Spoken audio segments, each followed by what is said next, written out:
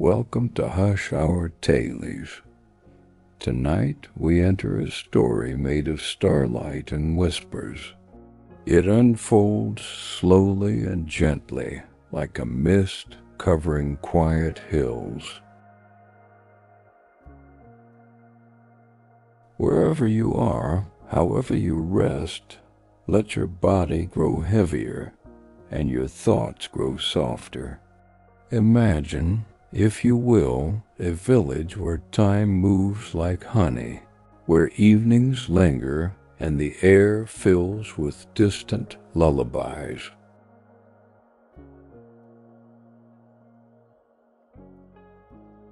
This is the tale of Elara, the star weaver, and the night she mended the sky.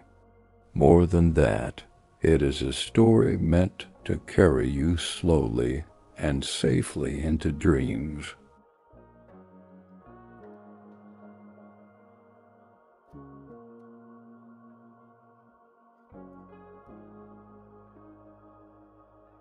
The village had no name, or if it did, it was whispered only in dreams. Its cottages had thick thatch roofs that softened the rain. The chimneys released smoke in lazy spirals.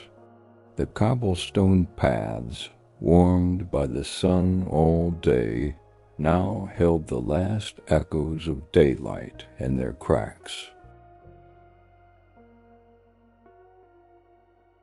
Children here were tucked into beds filled with dried lavender. Their windows were left open just a crack, so the night breeze could tell them stories.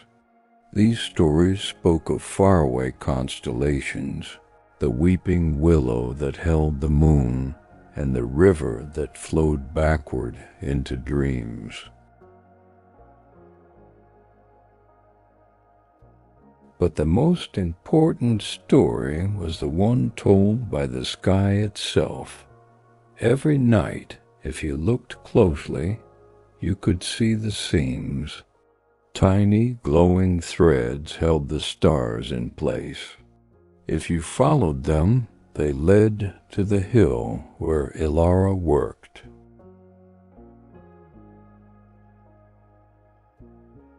Elara knew the sky like her own breath.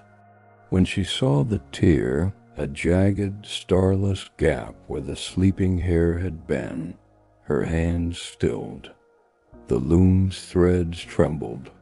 For the first time in centuries, the night was silent.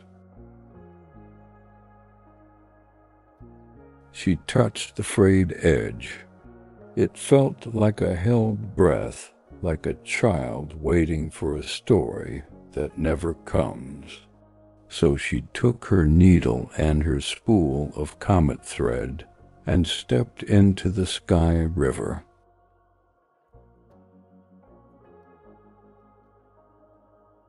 The sky river was not water but liquid twilight. It flowed as slowly as candle wax, as softly as a blink. With every step, Elara felt lighter.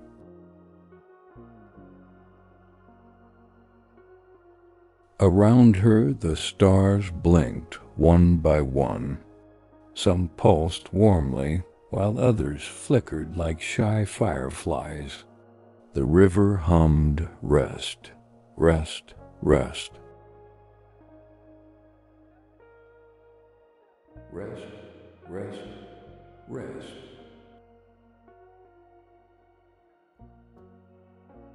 Rest, rest, rest.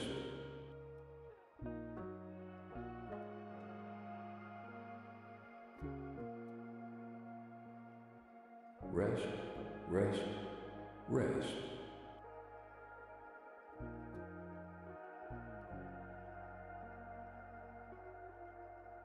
At last she saw it. The sleeping hair was tangled in the branches of a tree that only grew in dreams. Its stars were dim, but not gone, just resting.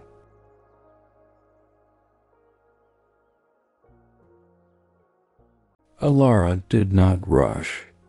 She sat beside the tree and began to hum the oldest lullaby, the one the sky sang before time began. As she hummed, the stars, one by one, stirred.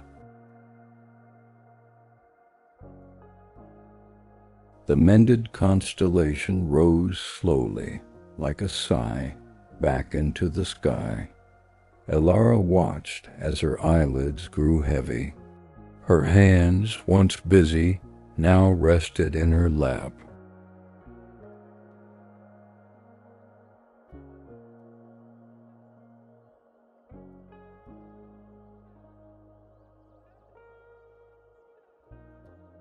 Some say if you listen closely on quiet nights, you can still hear her humming, stitching dreams into the edges of your sleep. And tonight, you need only let go.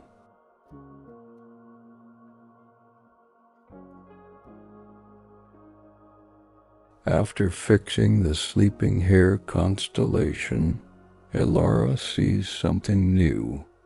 A faint silver thread drifts from the moon and gets caught in the branches of the dreaming tree.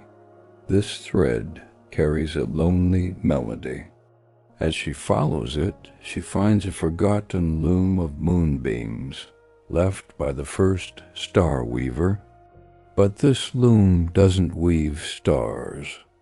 It weaves dreams themselves.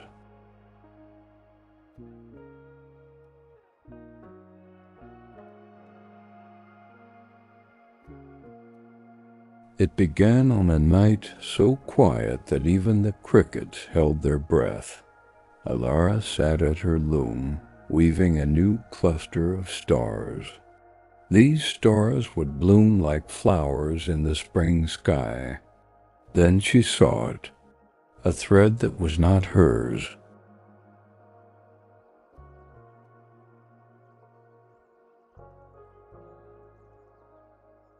This thread was different. It glowed silver white, like the edge of the moon. When she touched it, it hummed a single clear note that echoed in her bones. Come, follow, sleep.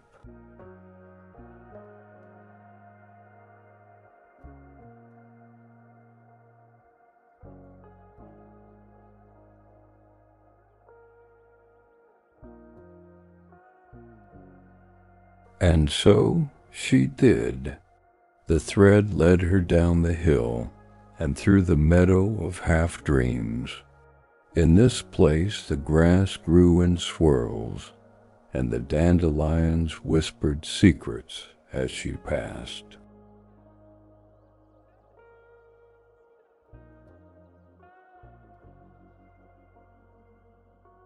The further she walked, the heavier her eyelids grew. The thread pulsed, sleep, sleep, sleep, until at last she saw it.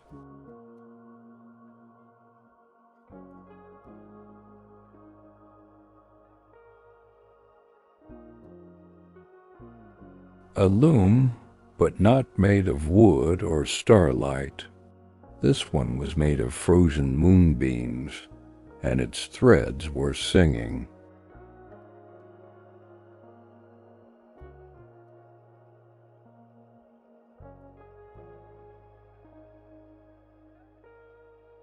Elara reached out and the loom responded. A single thread, the color of midnight blue, slipped into her palm.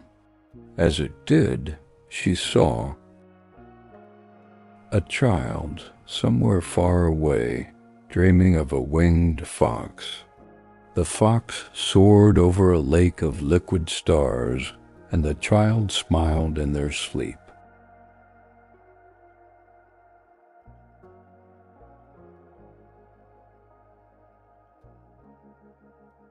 This loom didn't weave stars, it wove dreams, and it had been waiting for her.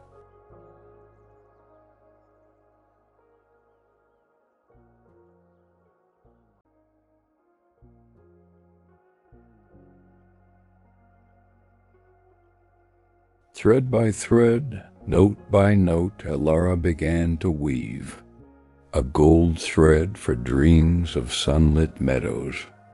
A green thread for dreams of forests that hum lullabies.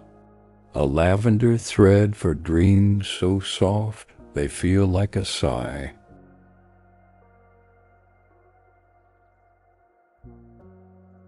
A gold thread for dreams of sunlit meadows. A green thread for dreams of forests that hum lullabies. A lavender thread for dreams so soft they feel like a sigh.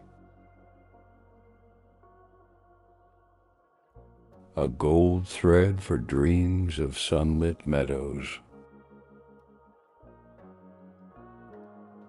A green thread for dreams of forests that hum lullabies.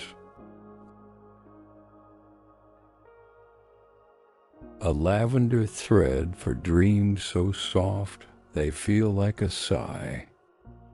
A gold thread for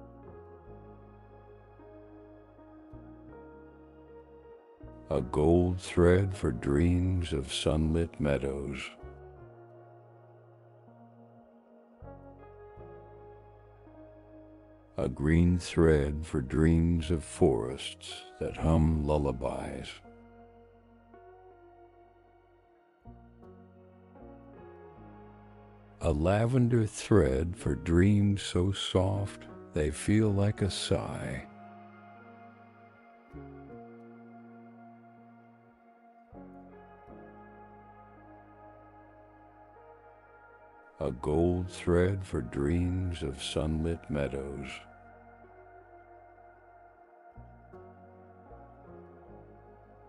meadows. A green thread for dreams of forests that hum lullabies. A lavender thread for dreams so soft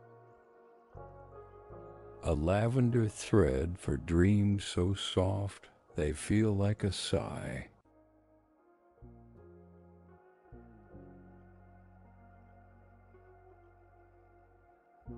A gold thread for dreams of sunlit meadows.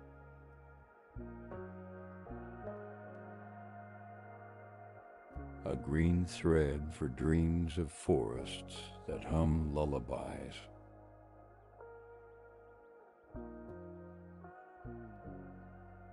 A lavender thread for dreams so soft they feel like a sigh.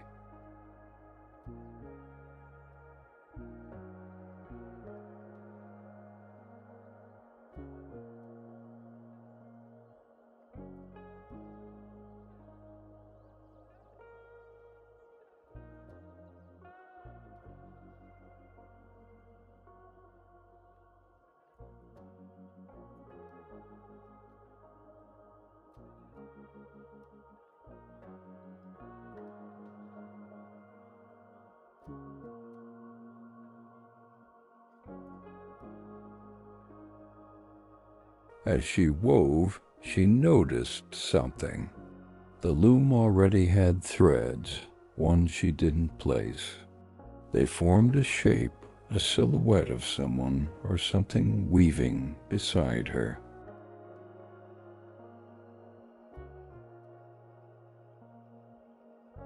Elara wasn't afraid. She knew this presence. It was the first star weaver, the one who had sung the sky into being. And now they were teaching her the oldest magic of all.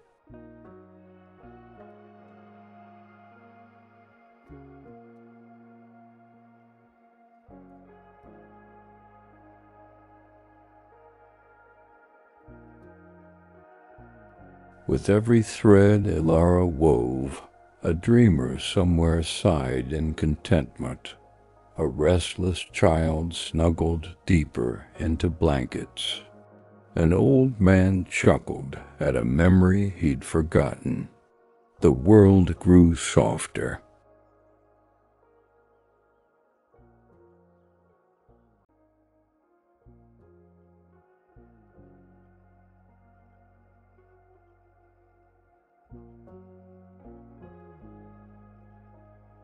Elara's hands slowed.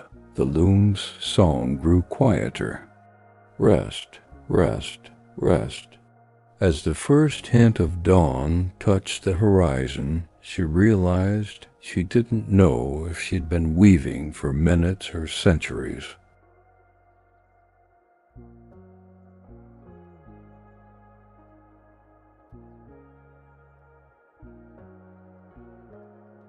The last thing she heard as sleep took her was the loom's whisper, "You are never alone. The dreamers are with you."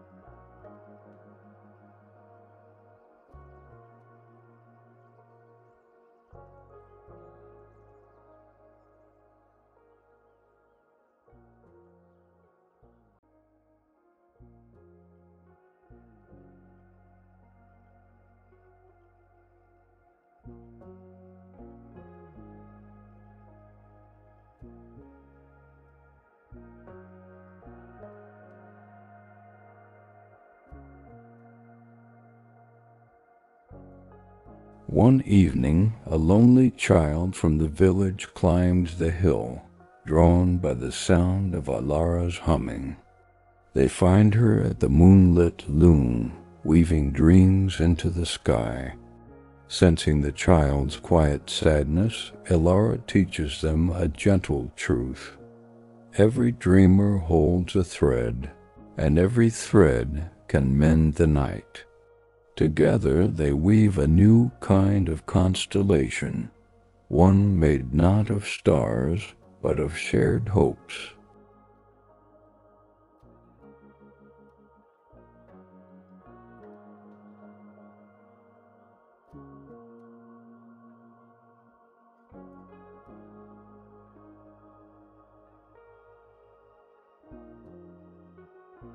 You are on the hill where dreams are spun like silk, where the air smells of lavender and longing. Tonight's story is not just Elara's, it's yours. Somewhere in this tale there is a thread with your name woven into it.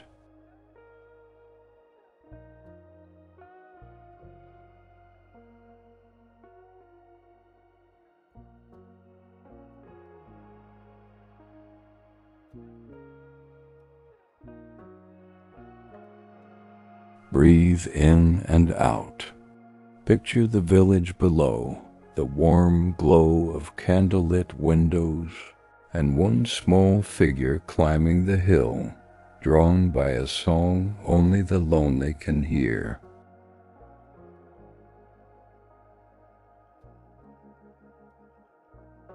The child had no name, or maybe too many. They were called troublesome by the baker, daydreamer by the teacher, and little shadow by others. But tonight they were simply awake.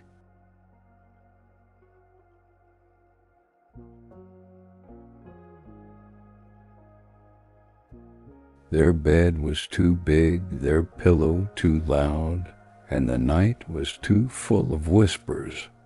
So they did what lonely souls have done for centuries. They followed the light, up the hill, toward the faint silver glow.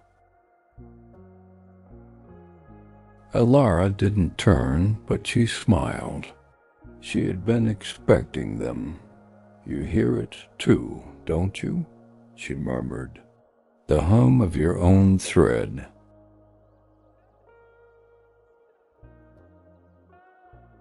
Elara knelt and pressed a golden thread into the child's palm.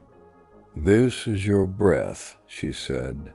"Weave it like this, in and out, in and out. In, out, in, out, in, out, in, out, in, out, in, out.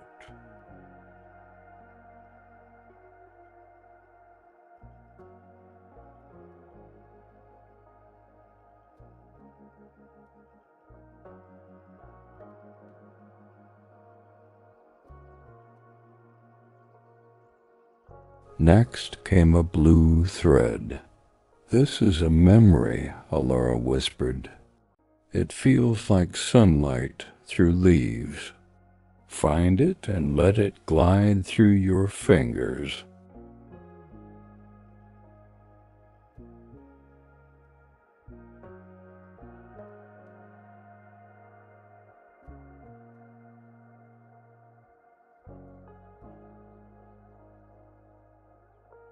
Lastly, a silver thread appeared.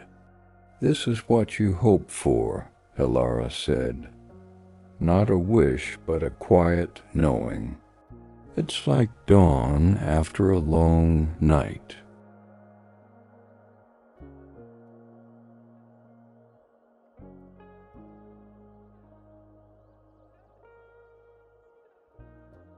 As the child wove, their threads tangled with others. A farmer's dream of rain, a grandmother's dream of laughter, and yours too, listener, appears somewhere in the pattern.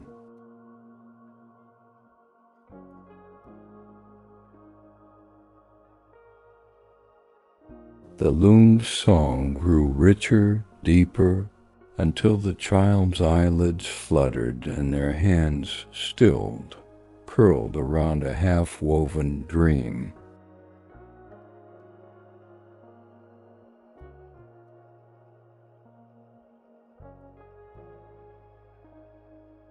Elara smiled and wove one final stitch. "The night is yours now, little one."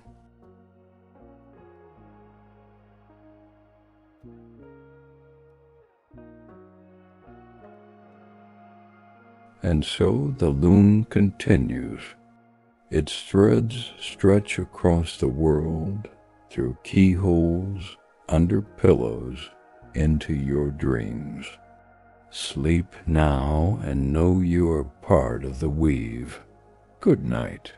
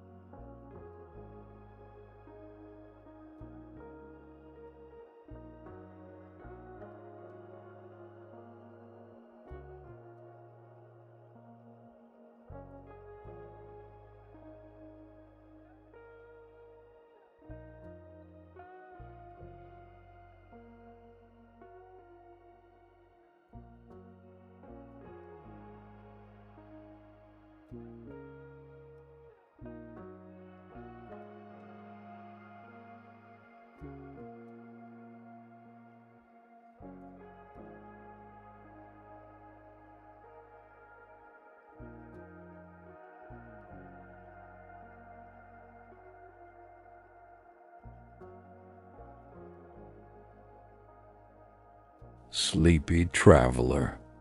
You are in a place where the earth and sky meet. Tonight we will explore deeper than threads and looms. We are going to discover where the first dream began.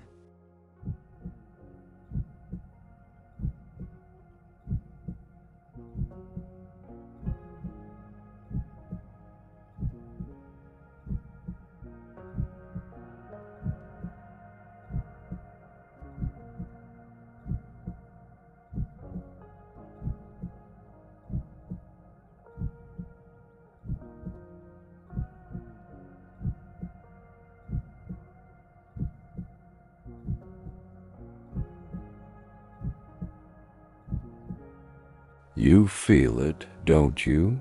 That tug below your ribs? It's like roots growing downward while stars pull upward. This is the story of the dreaming tree and why its leaves shimmer with unfinished stories.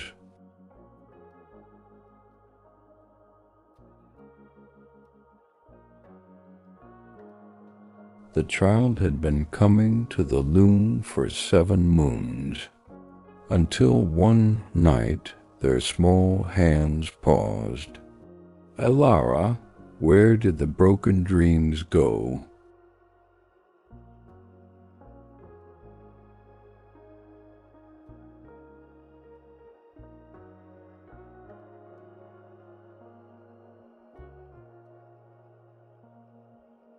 They walked past the meadow of half-dreams. They went beyond the river of sighs to where the horizon breathes.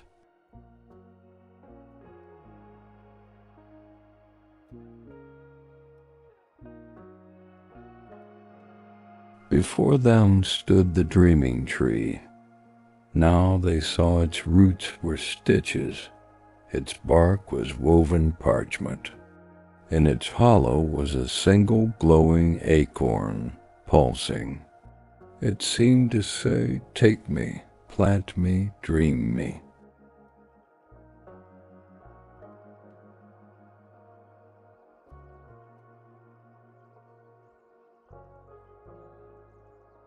Elara placed in the hollow 1 thimble of starlight, ting, a snipped lock of the child's hair, and your breath, listener.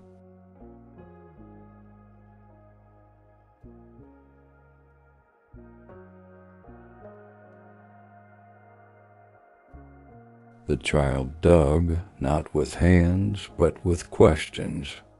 What grows from forgotten dreams? Who waters the midnight garden? Until the acorn finally slipped underground.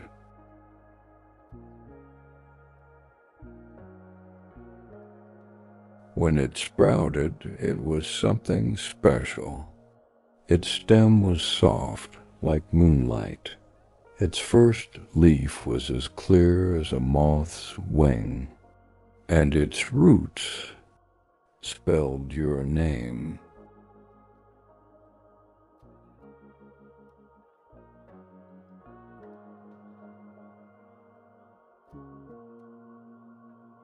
Where one tree grew, now stood a grove.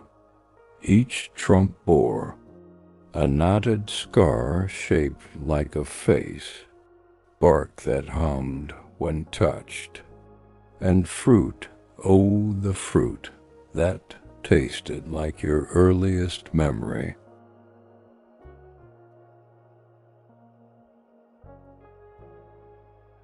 Elara pressed a leaf to the child's forehead. This is where we go when stories end. The child's eyes fluttered as the tree's roots became their veins.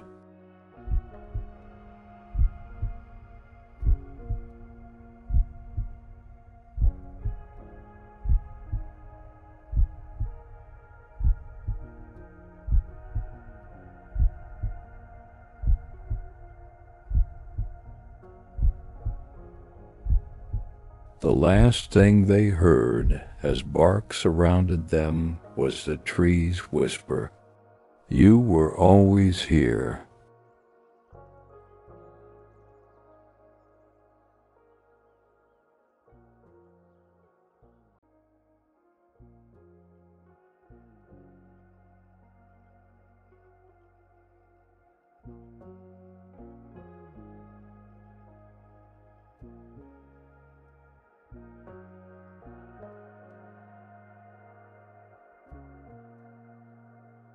You followed the threads, climbed the loom, and slept in the grove.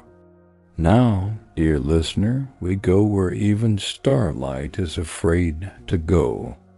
Down, down, to where the first star planted itself and forgot how to shine.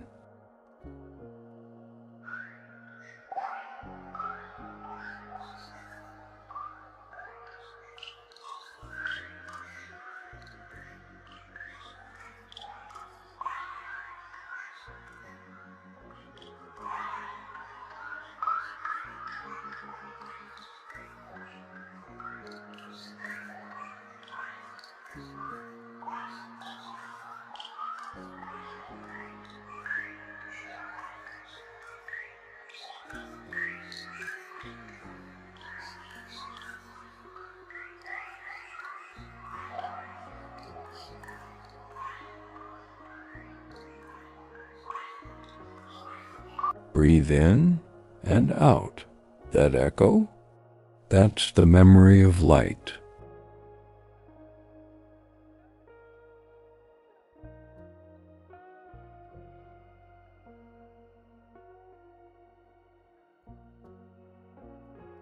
The child, now grown into bark and sap, whispered through leaf lips, "Elara, why do some stars in the grove taste like tears?"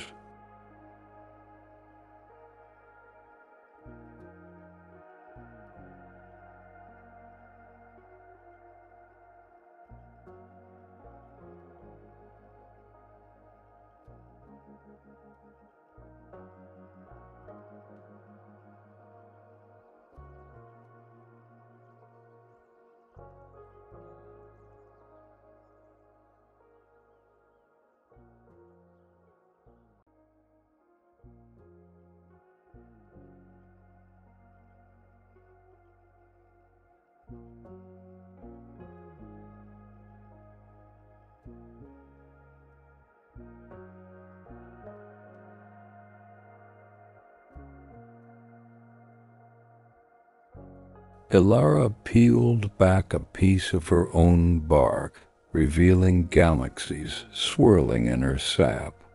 "Because, little root, the brightest stars are born from what we bury," she said.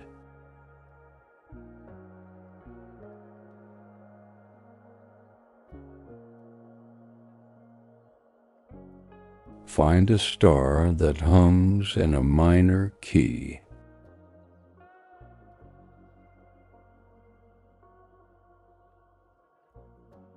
Wrap it in the linen of lost lullabies.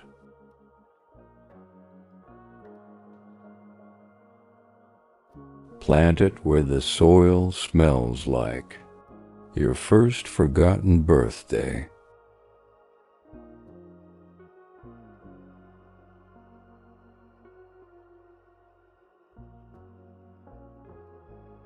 Find a star that hums in a minor key.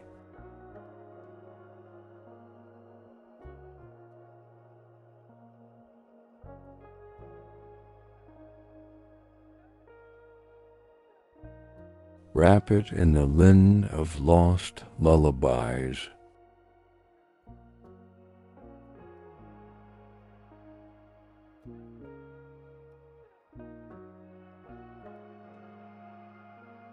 Plant it where the soil smells like your first forgotten birthday.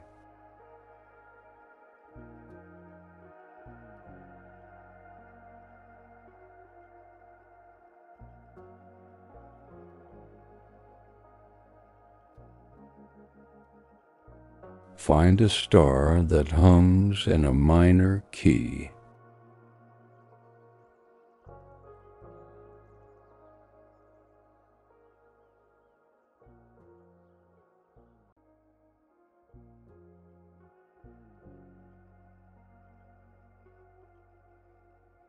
Wrap it in the linen of lost lullabies.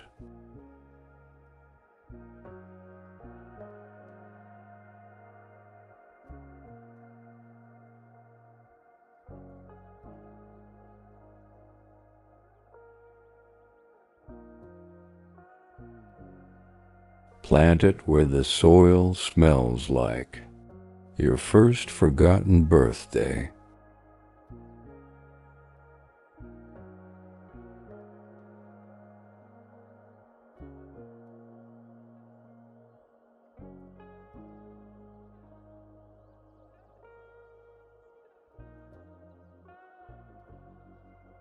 As they dug deeper, the roots turned into fossilized light. Their grooves held a nebula of nursery rhymes, tinkling music box fragments, the skeleton of a childhood fear, brittle cracking sounds, and in a voice that dropped to a whisper, your oldest dream still wriggling.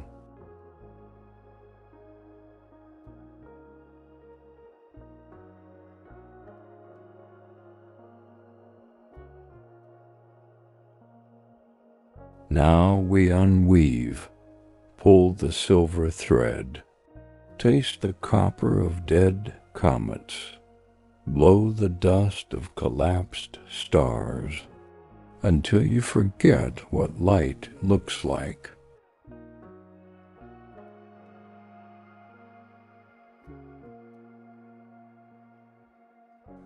Pull the silver thread, taste the copper of dead comets, blow the dust of collapsed stars, until you forget what light looks like.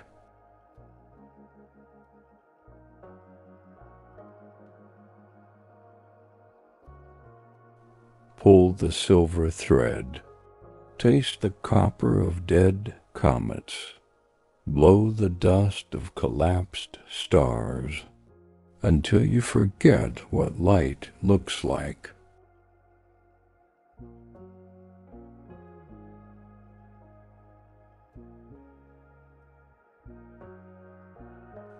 Pull the silver thread, taste the copper of dead comets, blow the dust of collapsed stars, until you forget what light looks like.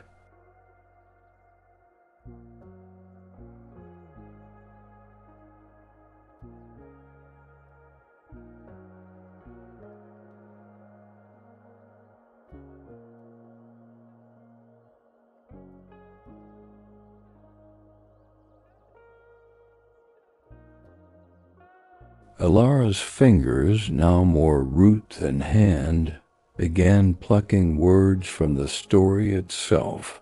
Gone is the loom. Gone is the hill. Gone is...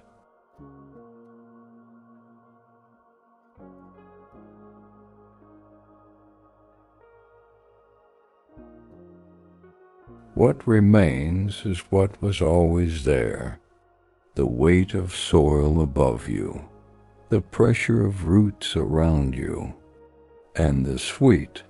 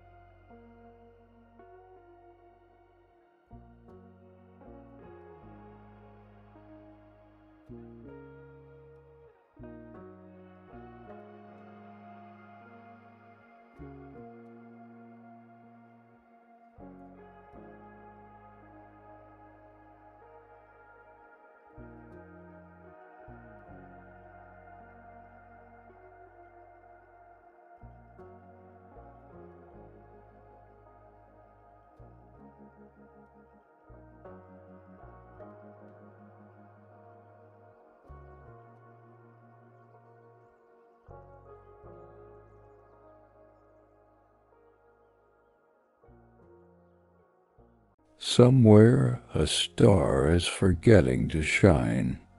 Somewhere a loom is unraveling into rain.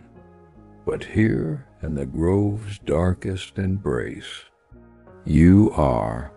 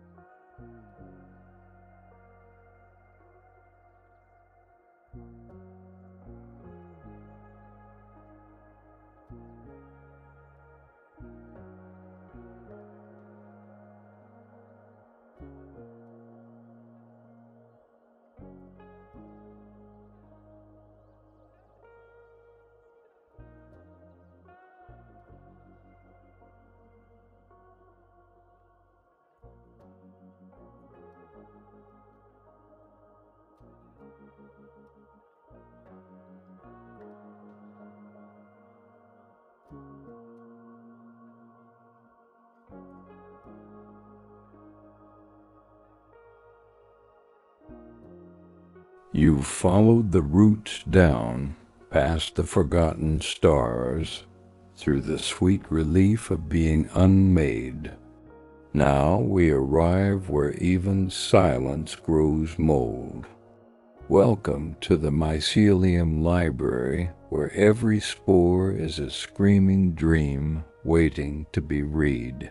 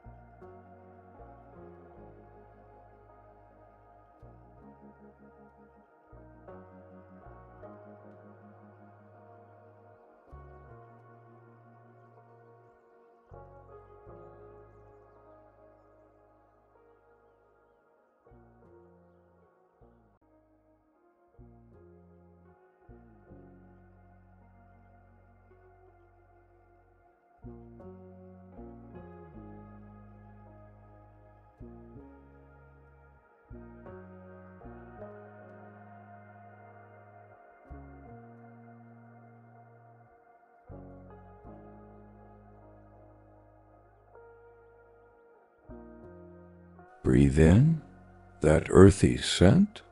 Those are compacted nightmares breathing out their last story.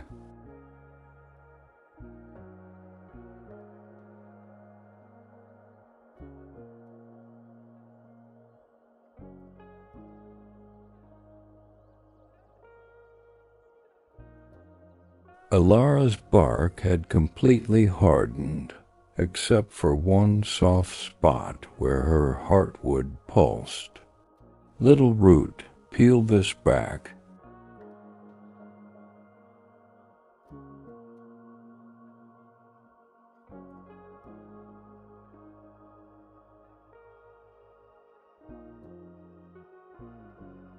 Inside it's not sap, but liquid parchment swirling with a wedding vow that grew lichen, the scream of a falling star, brittle and flaking, and your first forgotten word still sticky.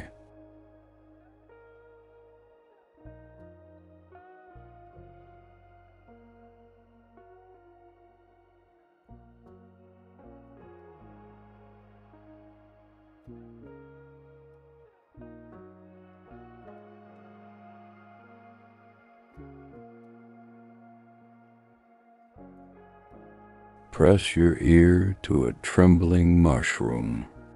Lick the ink of dissolved memories. Blink once, and the shelf rearranges.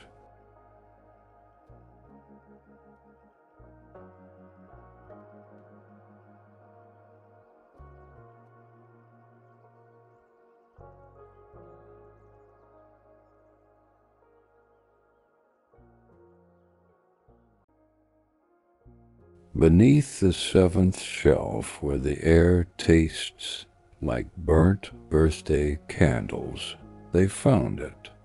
The scribe, a coil of exclamation marks for vertebrae, apostrophes blinking like eyes. Its mouth, oh, its mouth, just a gaping quotation mark, dripping stolen endings.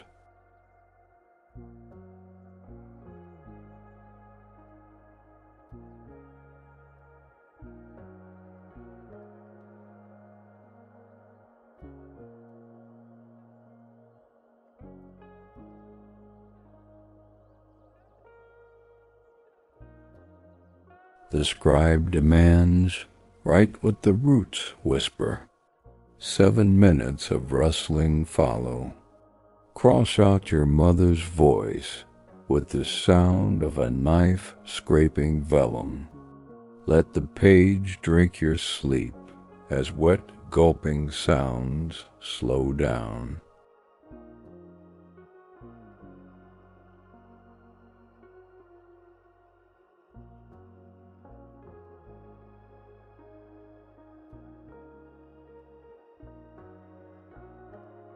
Elara felt her story slip away.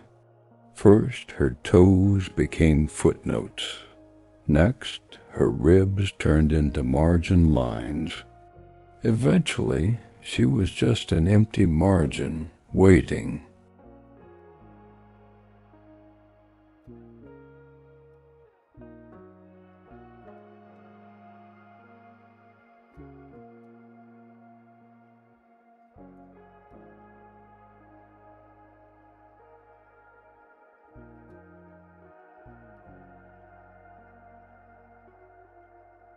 The child tree understood now. To sleep here was to be written out of existence. So they let their last leaf, the sound of a quill scratching forever, become the period at the end of this.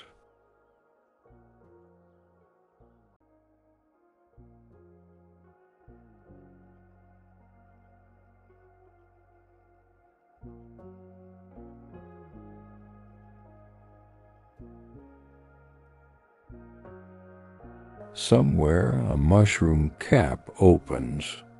Somewhere a spore forms your name. But here, in the library's velvet stomach, you're just another delicious spore.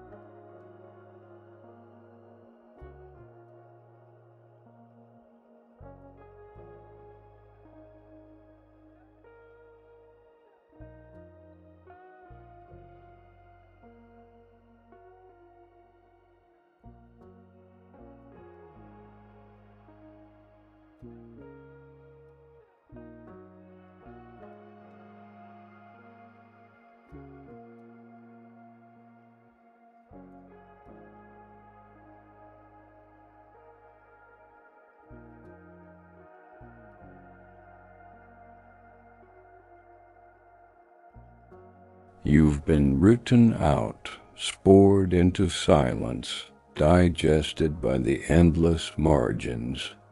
Now we arrive at a place where even the library fears to whisper. Here, in the luminous mold, the gods you abandoned grow back as infections.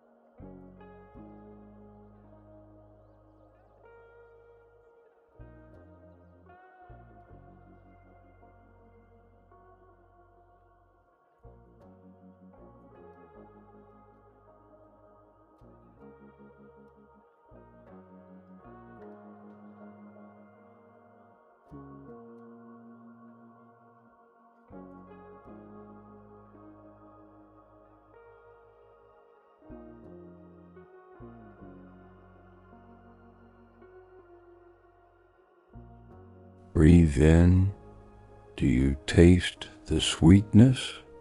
That's divinity fermenting, the last sigh of a prayer turning thick.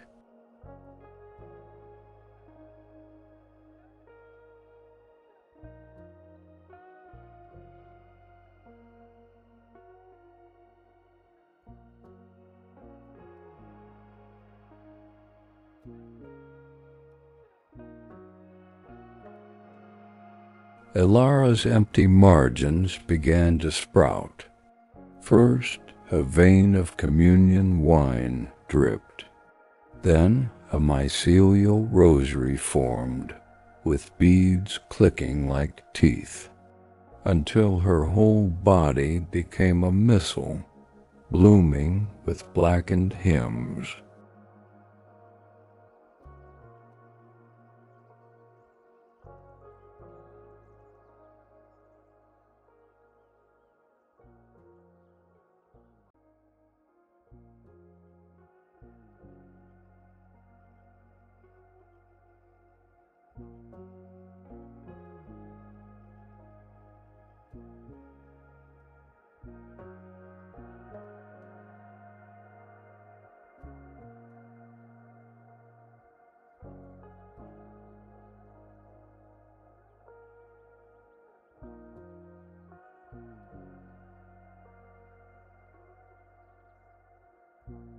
Kneel on the altar of your childhood bed. Let the mold grow on your least remembered sin. Drink the holy pus and feel it rewrite your.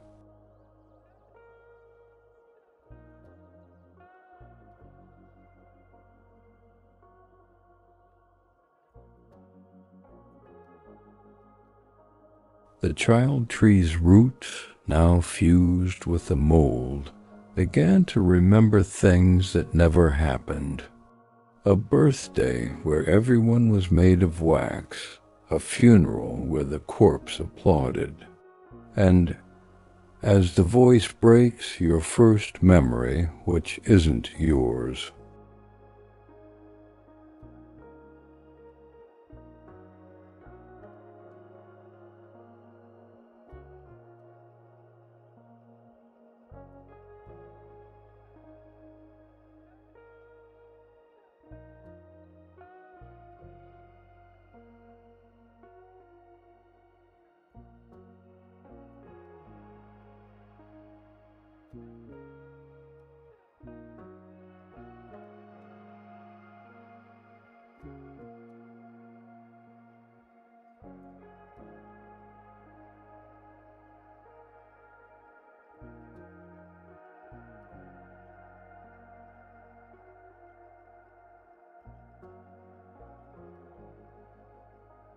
The mold whispers, the voice becomes multi-layered. You are the third nail, the unspoken trinity, the holy metastasis. Fingers snap, each one cracks like a bone. Now, let us unmake the alphabet, starting with the letter in your.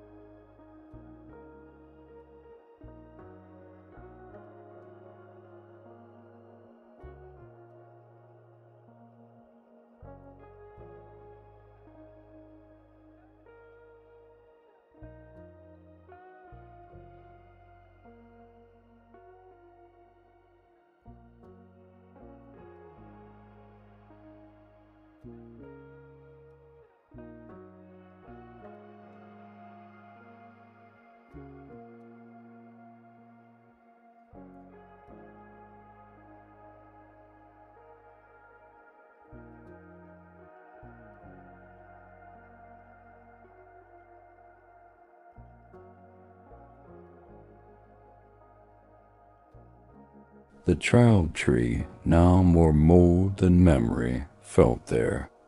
Eyelashes become biblical plagues.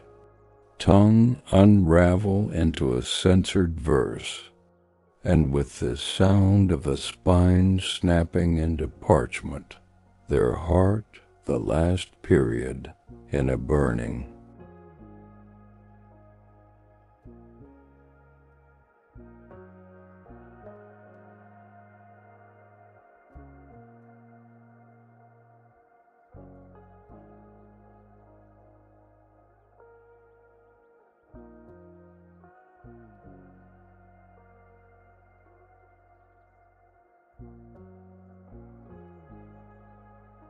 What remains is not an ending but a stain.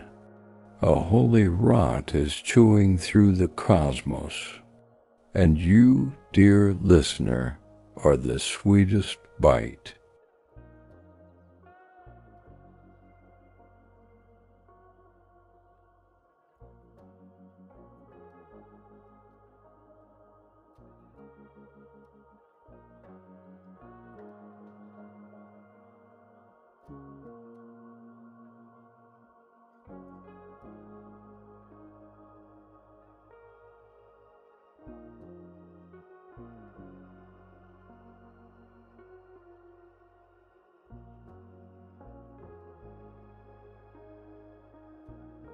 Somewhere a spore dreams it's a god.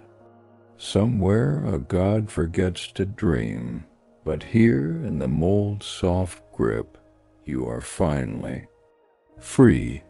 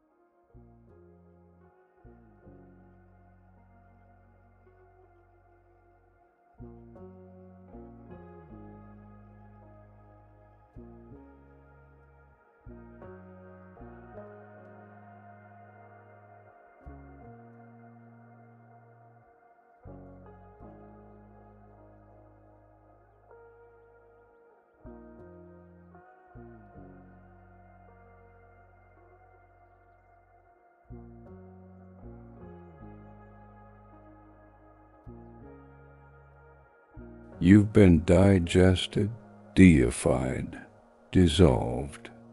Now we rock in the nursery where lullabies go to miscarry. Here in the amniotic dark, between what almost was and what will never be.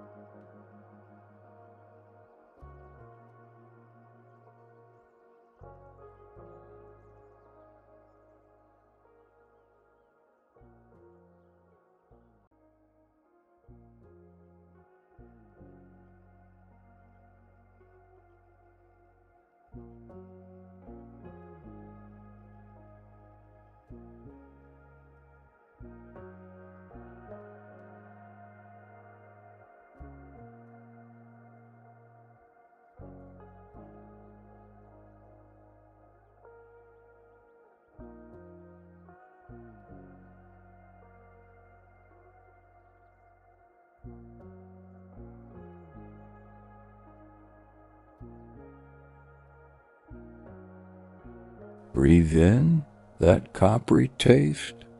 Those are the names you almost had, bleeding through the placenta of time.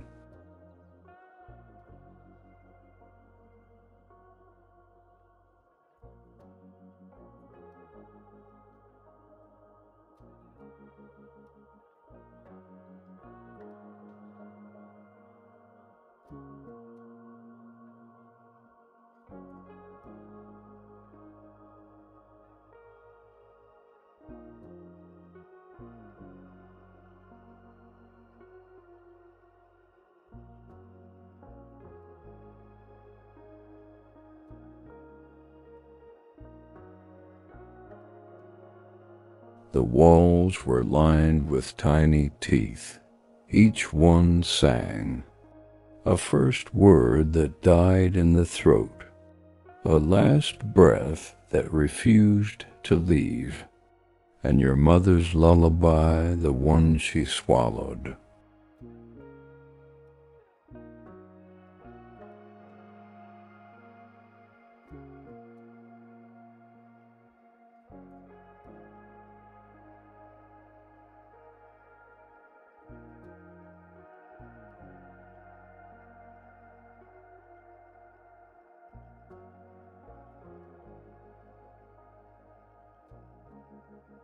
Rock the cradle carved from your ribs.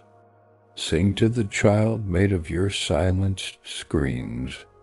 Let the umbilical noose tighten, dot just enough.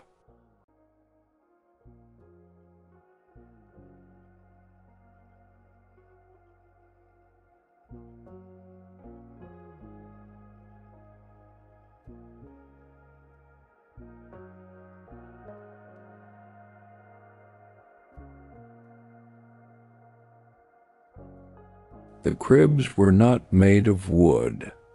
They were made of petrified afterbirth. What about their mattresses? They were the skin of might-have-beens stitched together with The birthday presents never given, rustling wrapping paper. The lullabies choked back, muffled humming, and the sound of a small skull cracking open, your first imaginary friend, now hungry.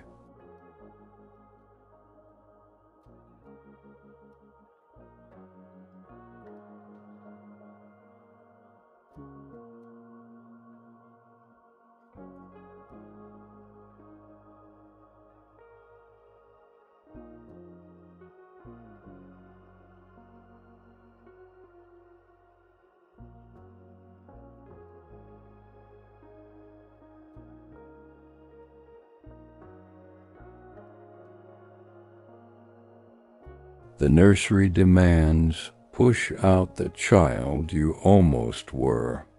Swallow the milk of non-existence.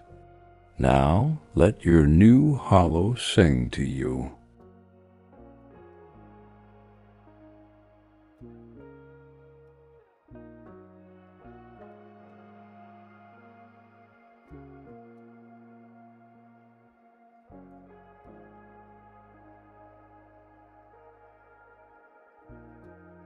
Your arms now feel like empty swaddling. They rocked. A god that died during delivery, a stillborn universe, and the last drop of what could have been like the sound of a breast drying to dust.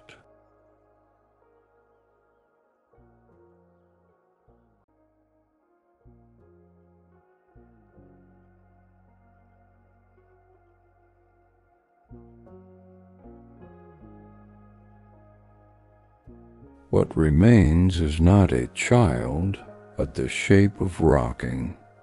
The echo of a lullaby was never composed, and you forever almost.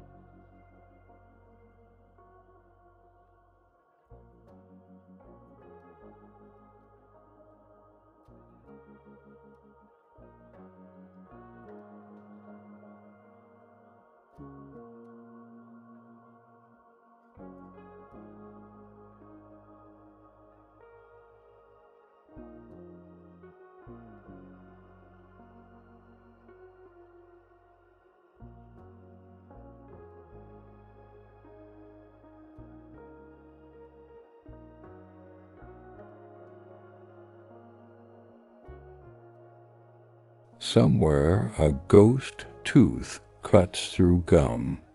Somewhere a milkless breast weeps. But here in the nursery's velvet maw, you are finally with the sound of an umbilical cord snapping in the void, unborn.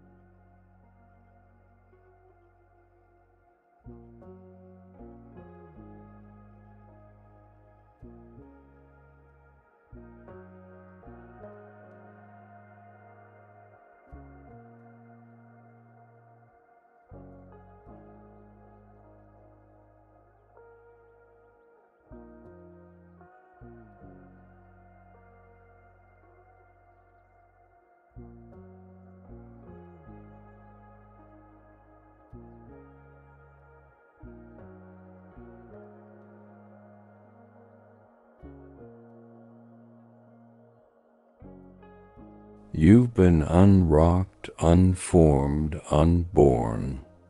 Now we arrive at the wet red altar where deities come to forget they were ever divine. This is the God cradle, where omnipotence goes to suckle at the breast of oblivion.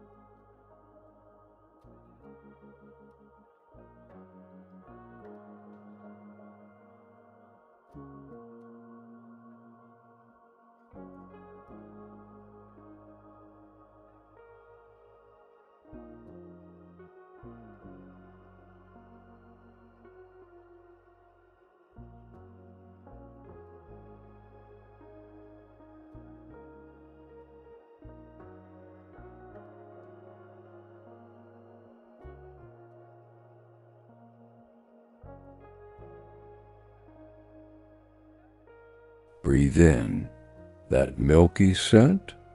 That's the afterbirth of creation, still steaming with all the prayers that never found mouths.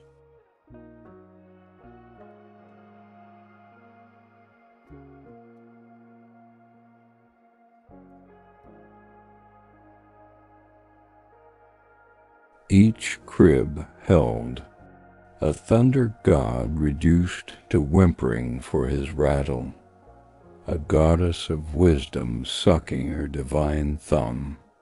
And you are what's left of the god you almost became.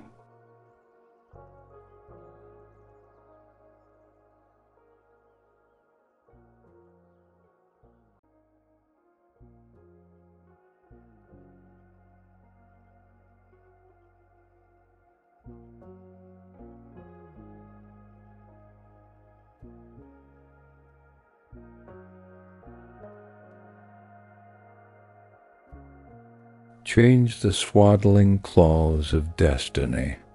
Burp the child god of broken covenants.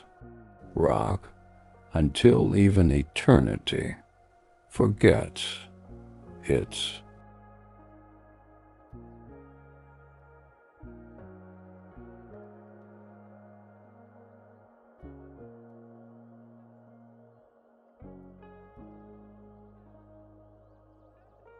The silver nipple of the void pulsed, demanding a suckle to undo creation, a gurgle to unspeak the holy word, and the final spit up of everything that ever was.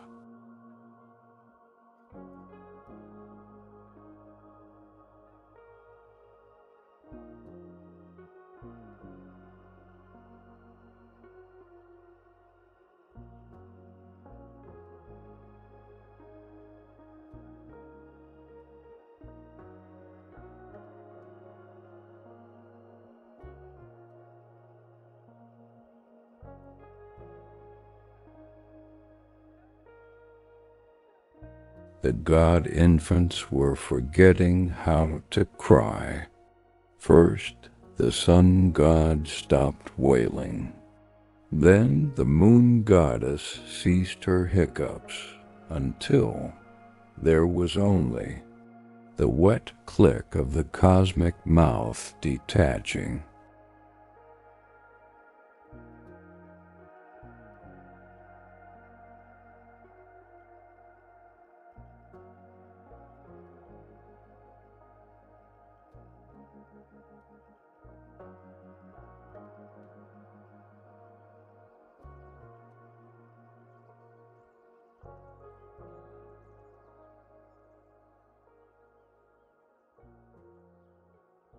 The cribs were not really cribs.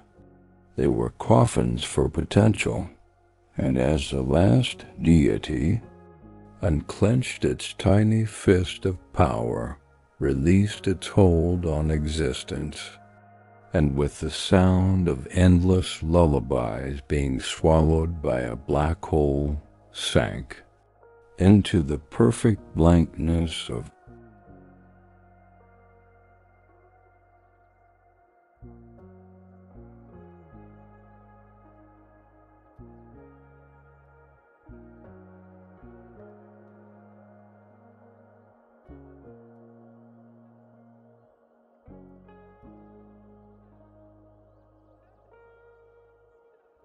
what remains is not silence but the memory of rocking, the ghost weight of a universe in arms that never were.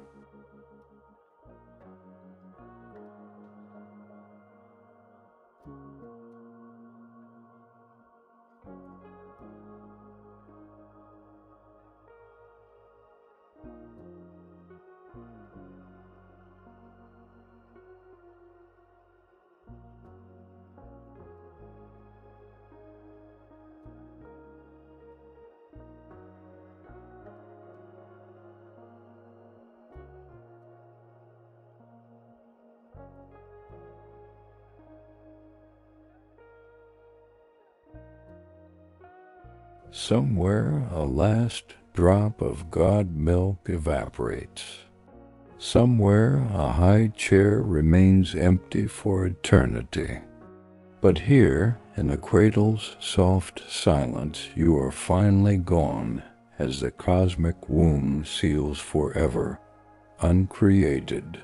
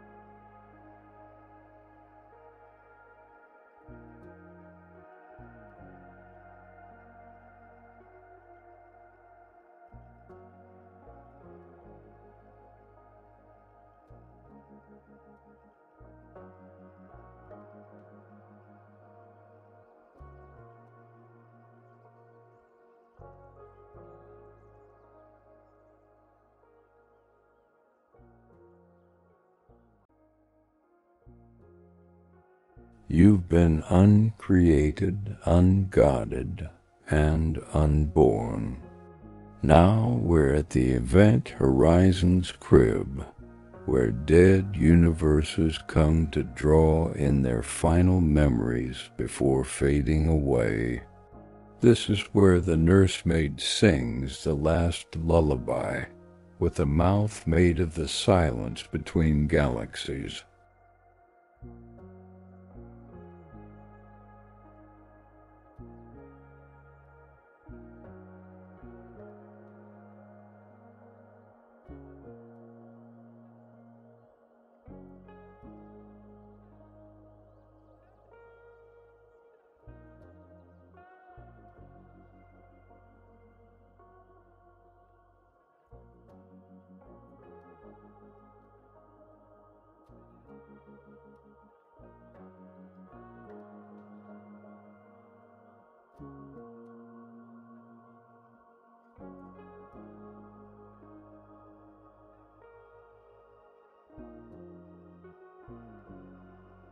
Breathe in that metallic taste. That's the milk of collapsed dimensions, still warm from the Big Bang's breast.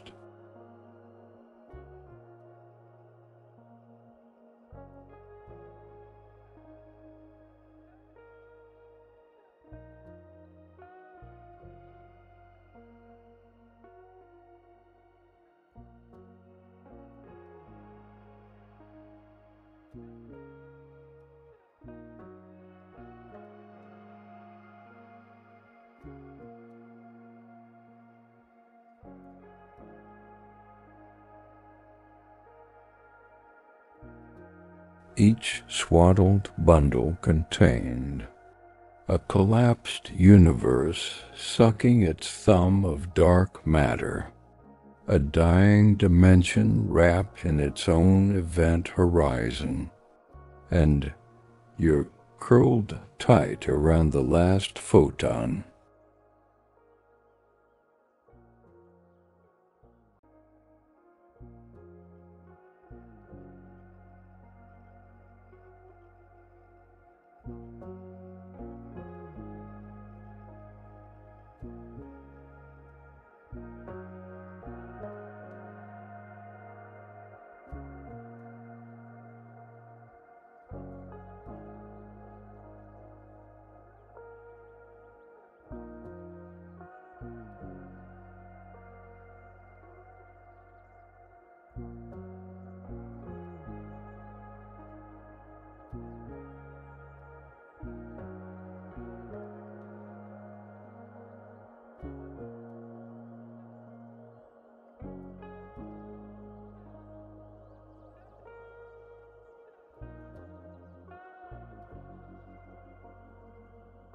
Change the diaper of entropy.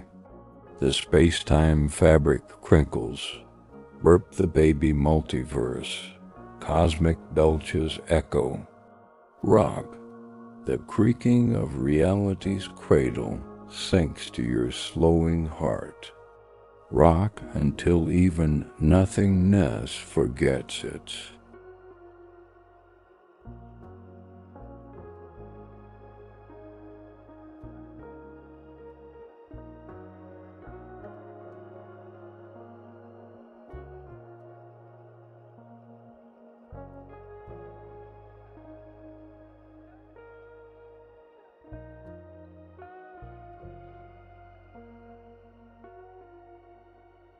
The silver nipple of the void pulsed one last time, demanding a suckle to drink the last light, a gurgle to swallow causality, and the final spit up of time itself.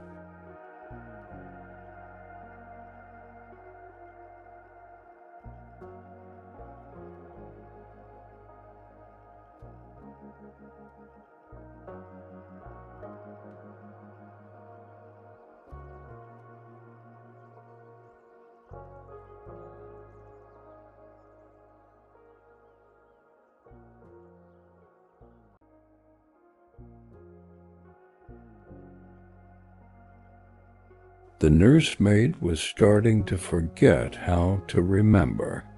First, she lost the names of galaxies. Then she forgot how dark matter felt in her arms. Until, with the sound of the last lullaby fading into silence, there was only the wet click of the cosmic mouth detaching.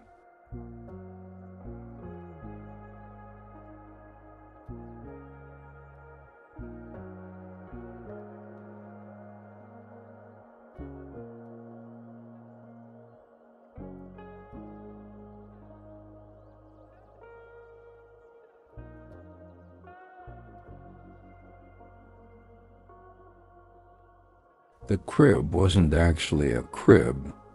It was the edge of the event horizon, as the last universe unclenched its fist of galaxies, released its hold on quantum foam, and sank into the perfect blankness, accompanied by the sound of infinite lullabies being swallowed by absolute zero.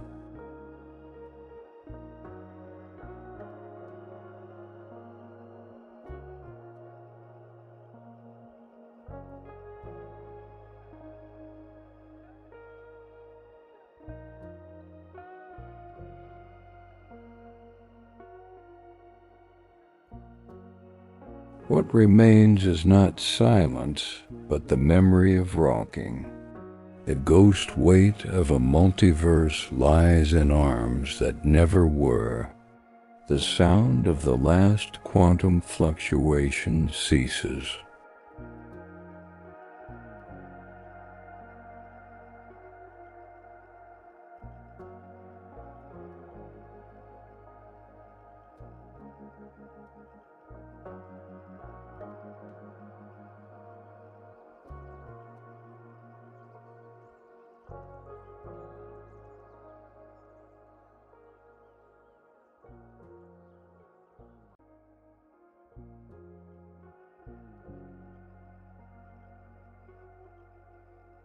Somewhere, a last atom forgets its name.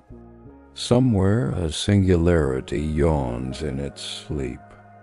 But here, at the end of all rocking, you are finally with the sound of the cosmic womb sealing forever, unmade.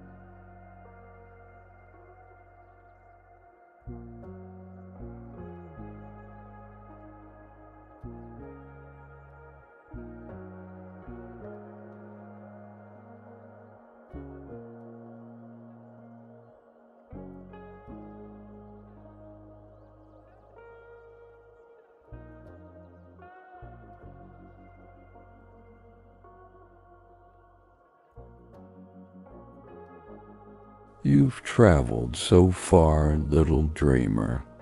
You've crossed unraveled skies and forgotten lullabies. But every night, no matter how long, must meet its dawn.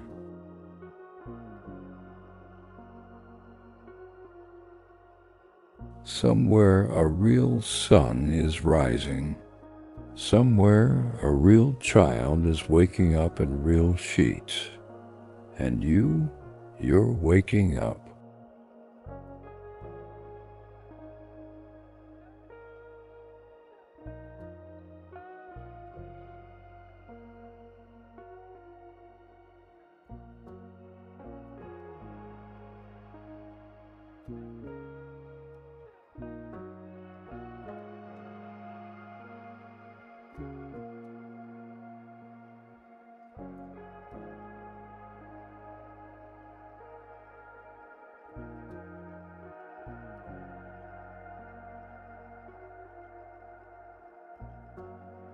The Star Weaver looked at her hands and saw just hands. They were not tools for fixing the cosmos. They could pet a cat, hold a teacup, or tuck in a child afraid of the dark. She pulled the threads loose one by one. The constellations didn't disappear. They just became stars again. They were distant, ordinary, and beautiful in their own way.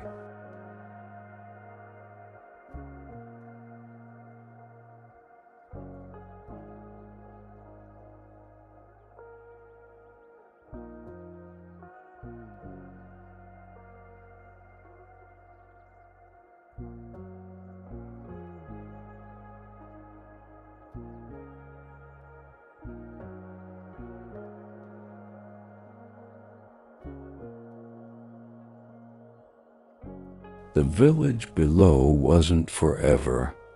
The baker's bread sometimes burned. The children scraped their knees.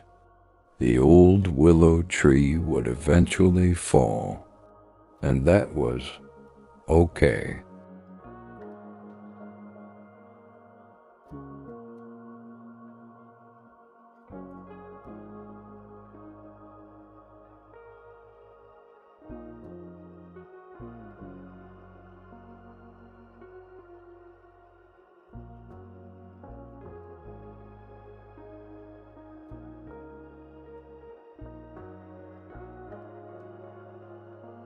The child, the one who had climbed the hill so many times, sat at Elara's table. Not a dreamer, not a constellation, just a child, eating toast with jam that dribbled down their chin.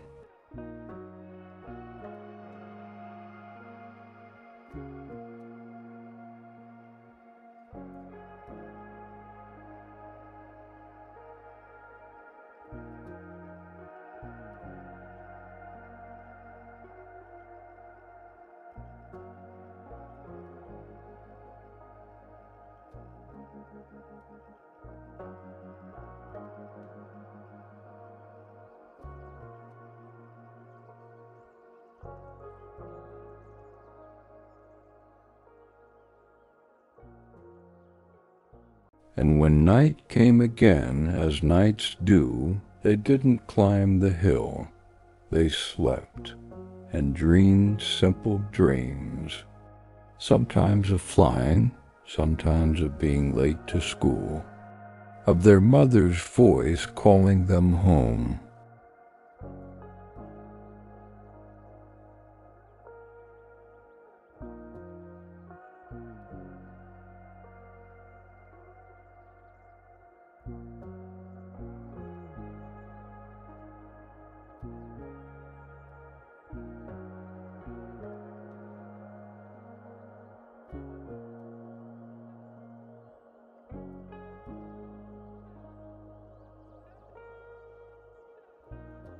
The loom collects dust now.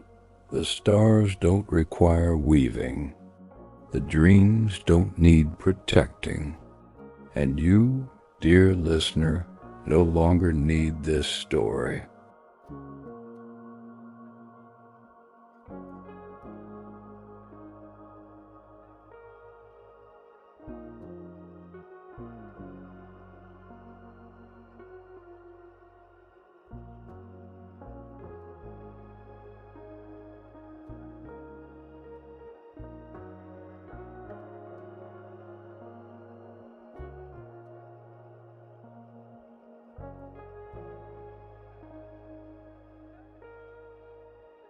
Go on, then, the day is waiting, and if you ever miss the night, it will always return, not as a story, just as night, just as it is.